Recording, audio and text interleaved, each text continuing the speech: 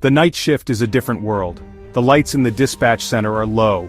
They create long shadows that dance on the walls. Outside, the city sleeps. But inside, we wait. We are the guardians of the night. My name is Mark, and I am a 911 operator.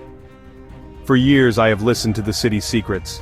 I have heard stories of fear, pain, and sometimes strange things. Things that have no easy explanation.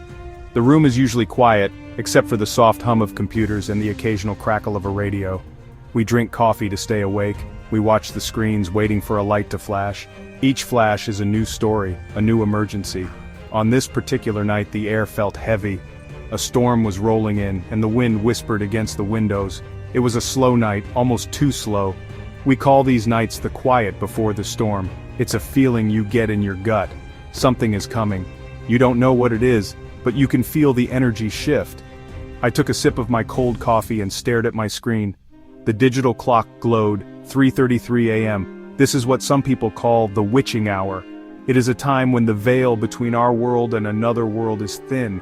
I never believed in that stuff, but tonight something felt different. I felt a chill, even though the room was warm. The silence was broken by a single piercing beep, a new call. It came from a residential address on the old side of town. I put on my headset and clicked the button to answer. My voice was calm and steady, just like they trained us. 911, what is your emergency? I asked. For a moment there was only silence on the other end. I could hear faint breathing, shaky and fast. I could also hear something else, a strange scratching sound in the background. I waited, my senses on high alert. The quiet nights are often the ones that bring the strangest calls. This was one of those nights. I could feel it deep in my bones. Hello? Is anyone there? I asked again, my voice a little louder this time. Finally, a woman's voice came through. It was a whisper, filled with pure terror. He's here, she said, her voice trembling so much I could barely understand her. Please, you have to help me. He's in the wardrobe. My training kicked in immediately. I needed her address, her name, and what was happening. But the fear in her voice was real. It was primal. It was the kind of fear that makes the hair on your arms stand up. The kind of fear I had heard before, but never quite like this. The night was no longer quiet. It was filled with a chilling, unseen terror. Ma'am, I need you to tell me your address, I said, trying to keep my voice calm to help her focus. My fingers were already flying across the keyboard, trying to trace the call's location. The system was already working on it, but confirmation was key. I'm at 1428 Elm Street, she whispered. Her breathing was ragged, like she had been running. I'm hiding. I'm in my bedroom. I don't want him to hear me. I typed the address into the system. It was an old house, built almost 100 years ago. I immediately started dispatching officers to the location. Okay, help is on the way, I assured her. Can you tell me who is in the wardrobe? She took a shaky breath. It's a little boy, she said, her voice cracking. I heard crying. I thought it was from outside. But it was coming from inside my wardrobe. My mind raced. A child? Was it a home invasion, a kidnapping? The possibilities were all terrible. Ma'am, do you know this boy? I asked, trying to get more information for the responding officers. No, she sobbed quietly. I've never seen him before. He just appeared. He's crying for his mommy. He sounds so scared. The scratching sound I heard earlier got louder. It sounded like small fingers clawing at wood from the inside. The situation felt strange, surreal. It didn't fit the pattern of a normal breaking and entering call. There was no sound of a forced entry, no angry voices, just the terrified whispers of a woman and the faint cries of a child. Can you describe the boy? I asked, keeping my tone professional. I can't see him clearly, she answered. I only opened the door a little bit. He's small. He's wearing old-fashioned clothes, like something from a very old picture. He's so pale. Her description sent another shiver down my spine. Old-fashioned clothes? It was an odd detail, but my job was to gather facts, not to question them. I relayed the information to the officers. Stay on the line with me. Don't hang up, I told her. The connection was clear, but the atmosphere of the call was thick with something I couldn't name. It was an ancient fear, a storybook horror coming to life through my headset. I could hear her trying to control her breathing, muffling her sobs into what sounded like a pillow. The crying from the wardrobe seemed to get softer, more desperate. He's saying he's lost, the woman whispered. He's saying it's dark and he can't get out. My heart ached for the child, but my focus remained on the woman. She was my connection to this scene. She was the one in immediate danger, or so I thought. The woman's fear was contagious. I could feel my own heart beating faster as I listened to her. "I'm so scared," she whispered. "I don't know what to do. Should I open the door? Should I try to help him?" This was a critical moment. My training told me to keep her safe. "No ma'am, do not open the wardrobe," I instructed firmly. "The police are almost there. I need you to stay where you are and stay quiet. Can you lock your bedroom door?" There was a pause and then the soft click of a lock turning. "Yes," she said, "it's locked, but I can still hear him. He's begging me to let him out." I tried to imagine what she was seeing. Media group, wide shot of a shadowy bedroom with an old wardrobe, low angle shot of ornate wooden wardrobe in a dark room at its stock at it distribute underscore equally, a dark room, a large old wardrobe, and the sound of a trapped child inside. It was a nightmare scenario. "He's saying his name is Thomas," she whispered. "He's saying his mommy will be mad if he's not home for dinner." The details were becoming more specific, and more bizarre. The name Thomas echoed in my headset. I noted it down for the officers. Every piece of information, no matter how strange, could be important. The scratching sound stopped. It was replaced by a soft, rhythmic thumping against the wood of the wardrobe door. It was a weak, tired sound. The woman started to cry again, her fear mixed with pity. "He sounds so small," she said. "He must be so frightened. What if something is wrong with him?" I understood her conflict. The human instinct to help a child is powerful. But this situation was not normal. Something was deeply wrong. "The officers are just a minute away," I repeated, more to reassure myself than her. "They will handle it. They will get the boy out safely. Your job right now is to stay safe." I looked at the map on my screen. The blue dot representing the police car was turning onto Elm Street. They were close. Suddenly the woman gasped. "He stopped crying," she whispered, her voice tight with new fear. "It's quiet. I don't hear anything anymore." The silence on her end of the line was now more terrifying than the crying had been. The absence of sound created a vacuum, a space for the imagination to fill with horrible possibilities. "Ma'am, are you still there?" I asked, my own voice tense. "Yes," she breathed. "But he's gone. The wardrobe is silent." At that exact moment, I heard the officers' voices coming through my radio. "Dispatch, we are on scene at 1428 Elm Street. We are approaching the front door."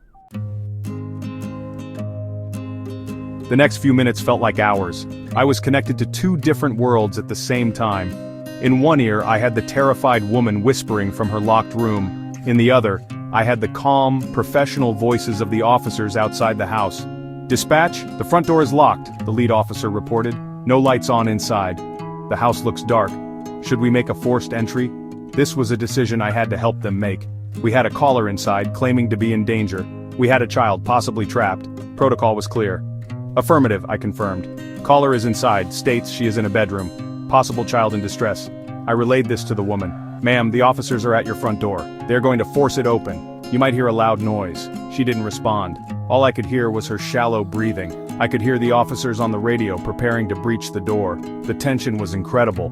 I felt like a wire stretched to its breaking point. I was the only link between the fear inside that house and the help that was just outside. My entire focus narrowed to the sounds coming through my headset. The fate of the woman and the child rested on the next few moments.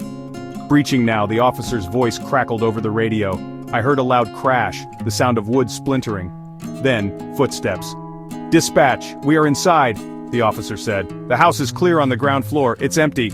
A lot of dust. Looks like no one has lived here for a while." My blood ran cold. Empty? How could it be empty? I was still on the phone with the woman. I could still hear her breathing. "Ma'am," I said into my headset, "the officers are inside the house. Can you hear them?" Again, only silence from her end. My mind was struggling to make sense of the conflicting information. The officers' footsteps echoed through my radio as they went up the stairs. "We are proceeding to the second floor," the officer reported. "There's a bedroom door here. It's closed." I held my breath. "That's it," I told them. The caller said she locked herself in the bedroom. I was expecting them to find her, huddled in a corner, scared but safe. I was expecting them to open the wardrobe and solve the mystery of the boy. But what came next was not what I or anyone was expecting. The longest minutes of my career were about to end with a discovery that would change everything I thought I knew about my job. "Dispatch, we are at the bedroom door," the officer's voice said, steady and calm. "We are announcing ourselves." I heard him shout, "Police! Is anyone in there?" There was no answer. I listened intently to my other line, the one connected to the woman. I could no longer hear her breathing. The line was completely silent. It wasn't disconnected, the call was still active, but there was no sound at all. "Ma'am, are you there?" I asked one last time. Nothing. A cold dread washed over me. Had something happened to her in those final moments? The officers decided to force the bedroom door open. Another loud crash echoed through the radio. "We're in," the officer announced. There was a long pause. I waited, my heart pounding against my ribs. The silence stretched on, filled with unspoken questions. "Dispatch. What am I looking at here?" The officer's voice was different now. The professional calm was gone. It was replaced by confusion and disbelief. "The room is empty," he said. "Completely empty." I couldn't understand. "Check the wardrobe," I said, my voice barely a whisper. She said she was hiding from a boy in the wardrobe. I heard the creak of old hinges as the officers opened it. Another pause. "The wardrobe is empty too, dispatch," the officer reported. "There's nothing in here but dust and a few old blankets." My mind reeled. The woman, the crying child, the fear. Was it all a lie? A prank? But the terror in her voice had been so genuine. People who make prank calls don't sound like that. They don't sob with that kind of authentic fear. The officers continued to search the house, but their reports were all the same. The house was abandoned. Thick layers of dust covered everything. Mail was piled up by the door, dated from years ago. The lead officer came back on the radio. "Dispatch, you're not going to believe this," he said. "We ran the address. The house has been vacant for 5 years. The previous owners moved out after their son died." I felt a jolt, like an electric shock. "Their son?" I asked. "What was his name?" The officer's reply hit me like a physical blow. "His name was Thomas," he said. "He was 7 years old. He died in an accident. He was playing hide and seek and got trapped in a wardrobe in the upstairs bedroom. He suffocated." The pieces of the puzzle clicked into place, forming a picture that was both tragic and terrifying.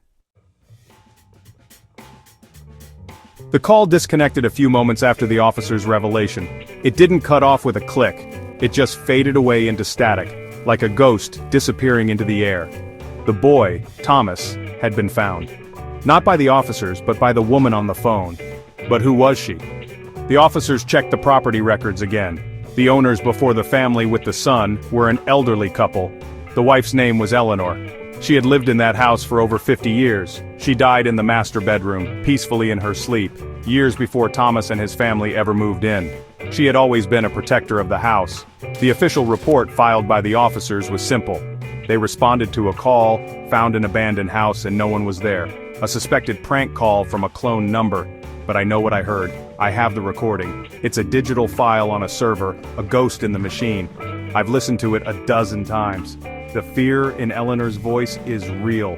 Her desperation to help the crying boy was real. It seems she is still watching over the house, a residual spirit trying to right a terrible wrong that happened long after she was gone. She was trying to save the little boy who died in her old bedroom. This call changed me.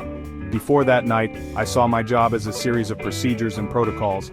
I was a lifeline, a calm voice in the chaos. But now I know that some calls come from a place beyond our understanding. They come from a place of lingering sorrow and unfinished business.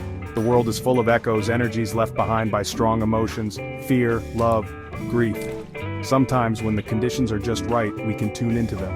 That night, a lost soul reached out for help, and another lost soul answered. And I was the one who got to listen in. I still work the night shift. I still watch the screens and wait for the lights to flash. But now, when a call comes in from an old address in the dead of night, I feel a different kind of chill. I listen more closely to the silence between the words. I listen for the whispers, the echoes of stories that are still being told.